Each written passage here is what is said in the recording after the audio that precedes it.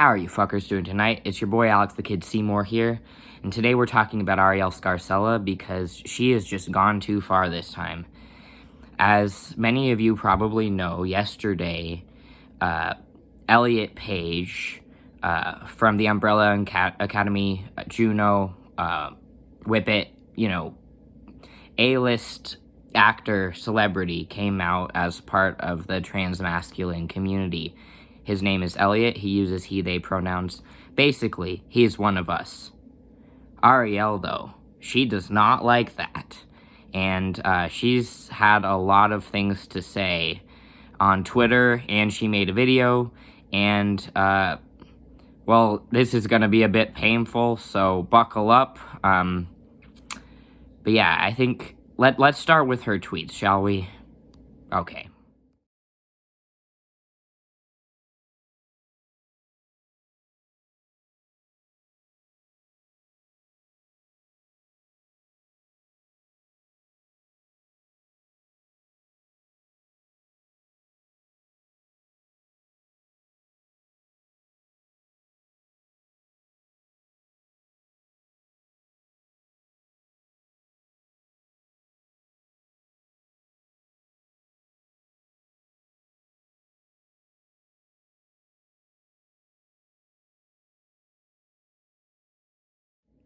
So, in Arielle's head, Elliot Page coming out as a trans-masculine individual is a loss to the lesbian community.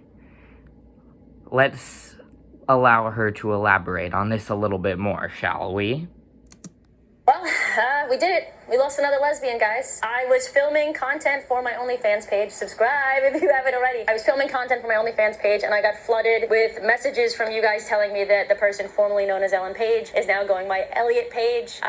They now go by he, they pronouns. They came out as trans. Let's see what's up. Hi, friends. I want to share with you that I am trans. Okay, first of all, pretty much all of the news outlets worth their salt have managed to talk about Elliot Page's coming out without dead-naming him at all. So, I feel like you did that really not for the purpose of clarifying, but just for the purpose of a little bit of an added fuck you to Elliot in there. I truly believe that, because you didn't need to dead-name him. Everybody knows who he is. You could have made it clear who you were talking about by saying, the star of Juno, or Whip It, or the character who plays the violin in Umbrella Academy. There's literally so many things you could have said that would have made it abundantly clear which celebrity you're talking about, and yet you chose to go that route, which I think you just wanted an excuse to dead name him, and that's not cool, first of all. Second of all, this idea that his coming out means a loss to the lesbian community. Well, how would you feel, Arielle, if a straight man referred to your coming out as a lesbian as a loss of a straight woman? That implies that once upon a time you were a straight woman. You were never a straight woman. The world just thought you were because that's the default position. That's how it's been for Elliot. Yes, he did come out as a lesbian once upon a time, but that is what he thought he was at that point in time. I myself thought I was a lesbian for 10 years. Clearly, I am not. Not only that, it turns out I don't even just like girls exclusively. I like boys as well. I am a bisexual boy. I thought I was a lesbian for 10 years. Sometimes coming out isn't as easy as figuring it out immediately like it was with you, Arielle. Sometimes it takes a little bit longer. So, alright, well, let's see what else you have to say on this matter, shall we? How many young lesbians now feel that because they do not perform or feel invested in conventional femininity, they can no longer be women. And so they shift from identifying as lesbian women to straight men. Compulsory heterosexuality all over again. To her point, no, we are not saying that we don't think Elliot is actually trans. What we are saying is that there is a huge spike in biological females transitioning medically and socially. The fact that it's mostly about 90% female is a red flag for us. Do you remember approximately 10 to 15 years ago when there was a quote-unquote huge spike in teenagers coming out as gay, mainly teenage girls coming out as lesbians. That is literally, well, the opposite of what you're talking about, but also exactly what you're talking about. Basically, that was a group of straight people getting scared that there were too many gays. Now you're on the other side of that. Does that really feel good to you, Arielle? Does that feel good to you? Be honest. So many people, I think 73 million people voted for Trump because they're sick of the bullshit. They wonder why creators like myself, Blair White, and a few others constantly create content to damage control, because honestly, we are afraid to lose our rights and even more so our sanity at this point. Let's be real. There's absolutely nothing wrong with And that. once upon a time, Betty Friedan did not want to include the lesbians in the women's movement. She called them the Lavender Menace. She thought that if the lesbians were part of the women's movement, it would scare off the men, and therefore women in general couldn't get their rights. Once upon a time, if you'd been born, during that period of time instead of this one, you would have been in the other side of this conversation. You would have been the one that was getting cast aside for the sake of the rights of the straight women. That's what you're doing right now. That is exactly what you are doing right now. Huge difference between being, biologically transgender, having a medical condition, a brain body mix-up, whatever you want to call it, versus simply being gender non-conforming, being actually gay, lesbian, bisexual, being a tomboy, being a drag queen, being a more feminine man, being a more masculine woman. These things don't make somebody transgender. It is that simple. I spoke my piece. Let me know what you guys think. We're continuing. Okay.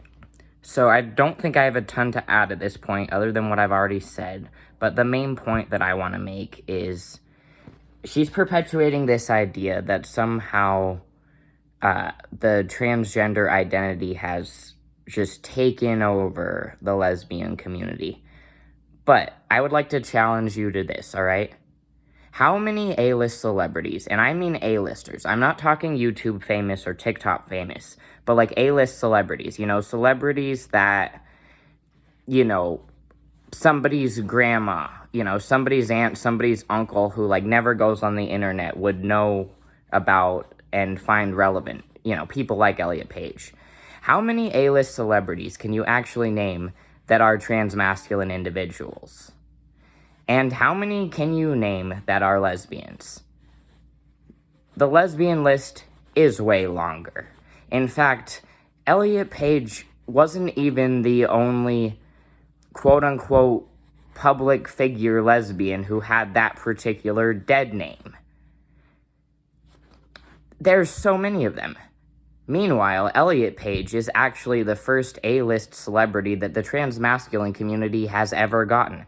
So if this scourge of lesbians shedding their identity, giving up themselves in order to pose as trans men is such a pervasive issue, then where are all of these trans men? Where are they? Because they're certainly not A-list celebrities, that's for sure. And that's what's so messed up about this whole thing. You've got so many lesbians representing you, and now you're trying to take away the one trans guy we have.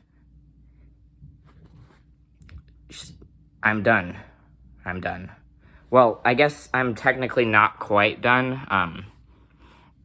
Once upon a time, I did try to give Arielle the benefit of the doubt. When she was talking about things like getting, strife from people over her genital preference, I agreed with her there. There's no such thing as an invalid reason to not want to bed somebody. I actually even reached out to her and told her that I thought, that some of the backlash she was getting was, misguided. And she actually went on to one of my videos, the Thank You Miss London one, and commented. And I was so not expecting that because this is such a tiny, nothing channel compared to hers. My response was literally to go, holy shit, I couldn't even believe it. So, I'm sure at some point some of you guys will see that and, wonder about it. But yeah, basically I'm done. I gave her the benefit of the doubt as long as I possibly could, and it turns out that this is the straw that broke my back. So that's it. Good night, fuckers. And, well, I hope you have a better day than Elliot Page has if he has to listen to or see any of Arielle's bullshit. Good night, fuckers.